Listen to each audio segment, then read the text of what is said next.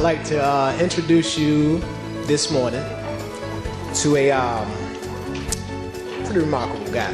Kevin's ability to bring to light his perspective is based on working directly with people like you. A man that loves to have and make people have that aha kind of moment, that light bulb moment, as he so easily says. His ability to influence and shape executives and their performance, both through individual efforts and organizational efforts. I am just pleased to have Kevin join us. A trainer, excellent motivation speaker. Put your hands together for Mr. Kevin Pitts. Thank you, thank you, thank you. As you noticed, I was going around the room and introducing myself to everybody, at least everybody I can. So I'm going to continue that as we let a few more folks come in the room. Now, I didn't know we were going to have this wonderful setup. And I was warned, because I was trying to have my breakfast, have a little banana. And the young lady said to me, Kevin, you got to put that down. I'm like, why? She's like, this is the big room. We don't eat in here. Right? And I was like, oops. Uh-oh. She said, you can't even eat on the metro, so why would we let you eat in the boardroom? Okay, that's wonderful. But if I said I'm about to die, I am starving. I'm diabetic. I need that sugar. But I might not make it. You say a little prayer? All right.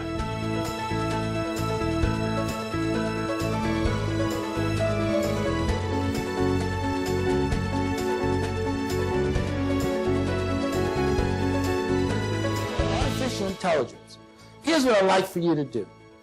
Identify one of these young, nascent trends that you believe your organization could maybe make some investments in today and begin riding that wave, so that when the wave, it's really, really kind of, at its peak, we would have already got our return on investment many, many years ago. Let's not wait until the wave is obvious. What do you suggest you and your group can do, right, to get on a nascent trend and begin riding it?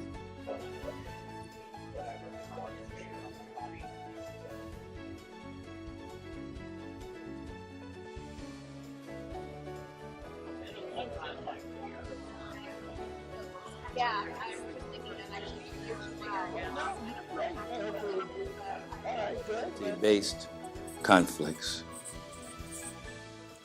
So, what do you think is a resource-based conflict?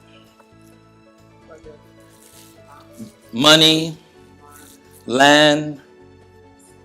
Say it again. Can't hear you. What she said? Oh, personnel. Thank you. Personnel. Minerals. All that kind of stuff, right? So give me an example of a resource-based conflict that you've seen in organizations. I'll give you one. So I was working with an organization that decided to buy new computers for everybody, right? They had 100 people, but only money for 50. So they decided to go ahead and buy the 50. Now the question is, who gets the computers, right? And everybody in the company knew that they only bought 50. Oh, whoa. You should have seen the politics coming and who's going to get the computer. So resource-based conflict. But what do you do with a resource-based conflict? He created this solution called ARIA.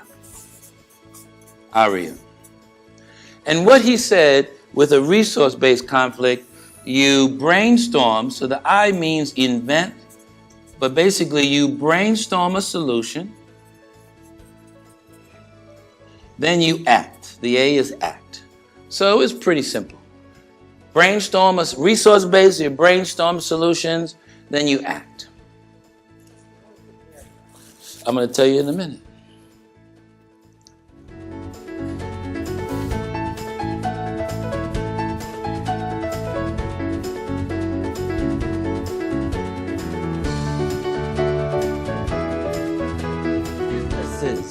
Businesses, like not professional services, businesses.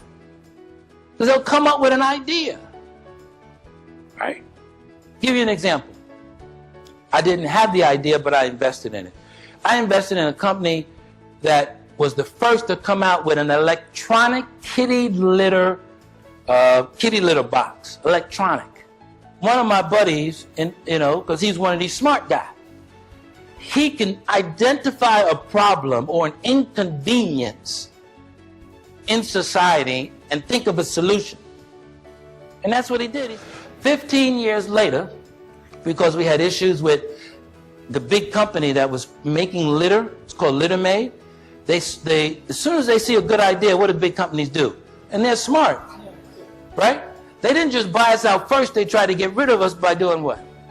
Lawsuit stuff, patent stuff. Like, we had the first patent because you needed to have a patent, and they said, no, we have a patent, but it was sitting on our shelf and you stole our patent.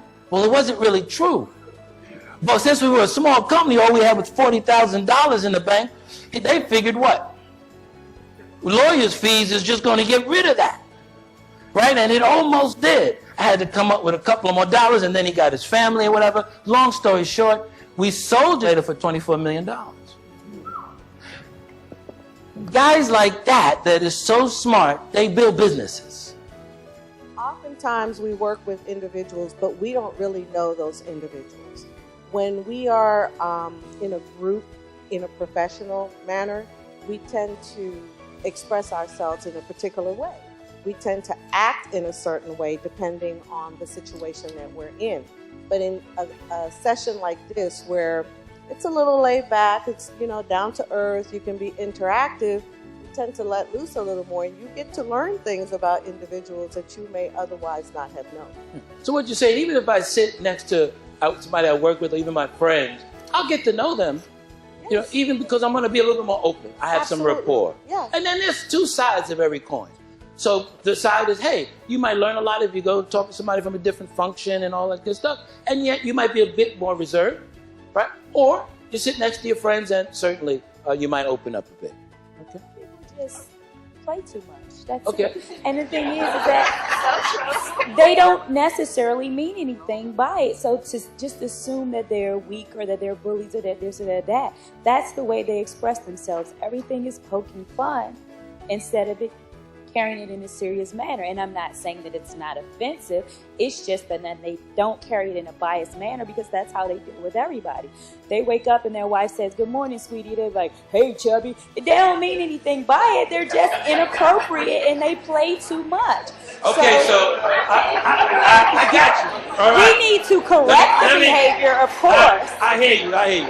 Let's grab the mic, please, because she went down someplace. I can't button my button right here, and I'm having a hard time getting this across. You just hit a little trigger for me. I'm on the proverbial weight diet, the weight loss diet, and I don't seem to be winning. But no, I understand. Yeah.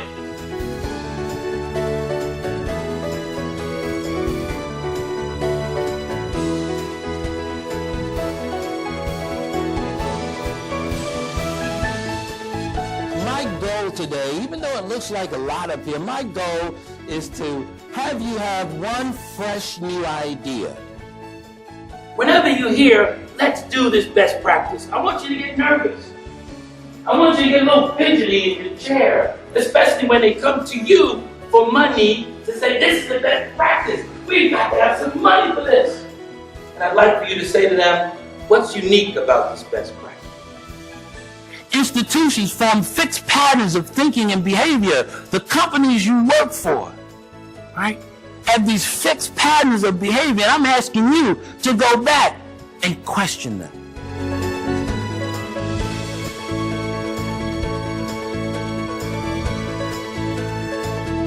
A couple of people have said, the future's here in the present.